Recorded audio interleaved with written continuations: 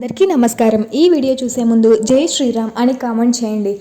ఇంట్లో శాంతిని నెలకొల్పడానికి, ఆర్థిక పరిస్థితిని మెరుగుపరచడానికి వాస్తుశాస్త్రంలో అనేక పరిష్కారాలు ఉన్నాయి. ఇందులో ఇంటిని శుభ్రంగా ఉంచుకోవడం ప్రధాన విషయం. అయితే ఈ నియమాలు పాటిస్తే మీ పట్ల లక్ష్మీదేవి తప్పక సంతోషిస్తుంది. వాస్తు ప్రకారం ఇంటి పరిశుభ్రతను కాపాడుకోవడంలో చీపురు చాలా ముఖ్యమైన పాత్ర పోషిస్తుంది. కాబట్టి చీపురు గురించి మీరు తెలుసుకోవాల్సిన కొన్ని విషయాలు ఇక్కడ ఉన్నాయి.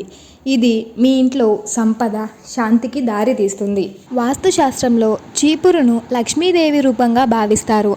అందువల్లే శుక్రవారం, మంగళవారం చీపురు కొనడం చాలా శుభప్రదంగా భావిస్తారు. దీనివల్ల ఆ ఇంటిపై లక్ష్మీదేవి అనుగ్రహం ఎప్పుడూ ఉంటుంది.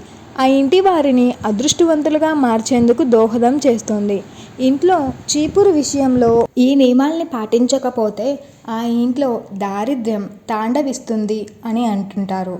వారంలో మొదటి రోజు అంటే సోమవారం చీపురును కొనడం కూడా తప్పు అంటున్నారు నిపుణులు.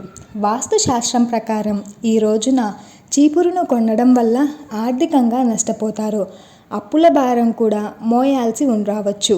అంతేకాదు, పండుగ రోజుల్లో ఇంట్లో ఎవరిదైనా పుట్టినరోజు ఉన్నప్పుడు రోహిణి నక్షత్రం, హస్త నక్షత్రం, పుష్యమి, ఉత్తరాభాద్ర, అనురాధ నక్షత్రాలు వచ్చిన రోజుల్లో చీపురు కొనకూడదు అని చెబుతున్నారు. ఇక ఇంట్లో పాడైపోయిన చీపురును సోమవారం, బుధవారం, గురువారం, ఆదివారం మాత్రమే బయటపడేయాలి. మంగళవారం, శుక్రవారం, శనివారాలలో చీపురును పడేయడం మంచిది కాదు. వాస్తుశాస్త్రం ప్రకారం చీపురు ఇంటికి వాయువ్యం లేదా పడమర దిశలో పెట్టాలి. దీనివల్ల ఆర్థిక సమస్యలు తొలగి ఐశ్వర్యం చేకూరుతుంది. వాస్తు పండితుల ప్రకారం ఇంట్లో చీపురుని డబ్బులు దాచిపెట్టే చోటు ఉంచాలని చెబుతున్నారు. చీపురును బహిరంగ ఉంచడం అశుభంగా భావిస్తారు. ఇతరుల దృష్టి పడని చోట ఇంట్లో చీపురు ఉంచాలి అంటున్నారు.